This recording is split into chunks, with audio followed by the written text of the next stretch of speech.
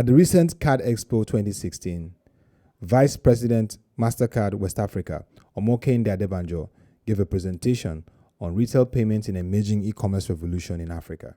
According to McKinsey, 50% of the continent is expected to have access to the internet by the year 2025, and that online shopping could account for 10% of retail sales. You know, they sized it at $75 billion.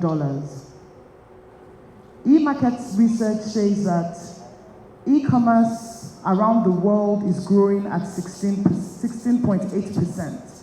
But whilst they are growing at 16.8%, Africa is actually growing at 25.8%. To use the opportunity to give insight into the prospects for growth of the e-commerce platform in Nigeria and Africa, highlighted the barriers and challenges facing the industry, identified trends and development in the online shopping space. She also shared what the digital customer wants in the 21st century and emphasized the need for an improved shopper's experience online. PayPal did some research, this is specific to Nigeria, in 2014. According to them, 89% of internet users in Nigeria are potential online shoppers, compared to 70% in South Africa and 60% in Kenya. Internet World Stats said in November 2015 that Africa is 16% of the world when it comes to population, and that we have 28.6% in internet penetration, and that the internet users in Africa are 9.8% of the population of the world. What are the barriers to start shopping online? 31% of people said they have concerns about the scarcity of online payments. 27% said they have a challenge with cost of delivery. 26% said they have concerns about not receiving what they have bought. And I'll say that, yes, we have research from the world's best. McKinsey, everyone, says that there is growth in Africa. The middle class is growing. The middle class is spending.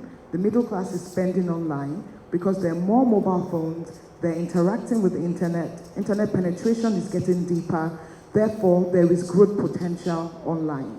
But we've also balanced that in Africa, we do have some challenges that are inhibiting the growth of online commerce. And we said some of those inhibitors are logistics, the fact that there's an open market, literacy level is also an inhibitor, etc. So we know that shoppers are increasingly demanding. You know, they're seeking information about better offers. Before, you would ask your friend or someone you know. Now, you just go on the internet to go and check which is cheaper, which is better. Between the years 1990 and 2009, it was more about the power of the merchant. So the merchants, more merchants that had more things together in one store had the ability of spending more. For instance, when I get to XYZ store, I'll be able to buy everything I want to buy without having to go out. But things have changed. We're now in the era where it's the consumer that has the power. The power is in the hand of the shopper. So the mindset of the merchant really needs to change in how they interact with this consumer, because they have a choice. Typically, I can buy today. I can pick an item, either to buy it from Amazon, or to buy it from Jumia, or to buy it from whichever other store. I have access to buy it from whichever store I want. So suddenly, my location is no longer a deterrent to what I want. I have the power now as the shopper. The digital customer today wants a personalized customer experience. I want to log on to a site, and it will tell me, welcome, Omokehinde. These are the things you've bought before. Based on what you've bought before, these are the things we think you'll be interested in. By the way, because I know you wear size X, these are all the size X items that we have. That is what today's shopper wants. So it is not only one paradigm that the retail merchant should have now. It should be about having an integrated shopping experience. Whilst I have a good experience online, I should be able to have that same good experience offline. Offline defined as when I walk into your brick and mortar store. We have an always connected generation. And the people that have been very successful, at least globally, in retail e-commerce are people that are using these social media applications effectively. You see very powerful brands being very powerfully present online, and it's for a reason. Because if we're dealing with a digitally connected world, if it is the millennials that are making most of these purchases online, then you might as well go and connect with them where they are. We were also saying that when it comes to leading to greater sales and profit, retail partners have to deal with great and growing competition by creating effective marketing, optimizing transactions, and reducing cart abandonment.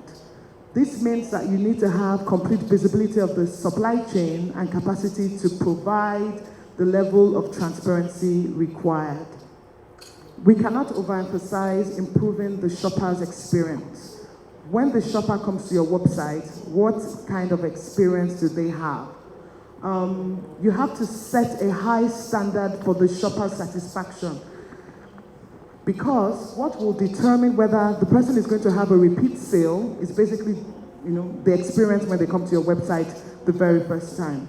There's some websites that immediately you log into that website, you will get, you bought this before. These are the recommendations for your, and because they're basing it on actual information, the chances of you buying what they are offering to you, if you have money, is high.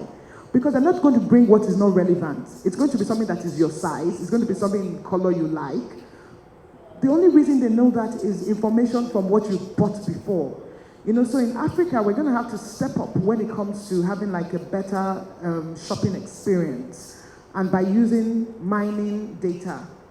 We think that more work should be done in this area when it comes to retailing in Africa online. We think there should be more work done in understanding who the consumer is in order to be able to provide a curated experience to that consumer. With an interesting projection of growth of the e-commerce space in Africa at over 25.8%, key issues that need to be addressed to ensure that this growth is deepened to transform the economies of Nigeria and Sub-Saharan Africa include the cost of broadband, logistics, literacy rate, and improved data to continue to understand consumer experience.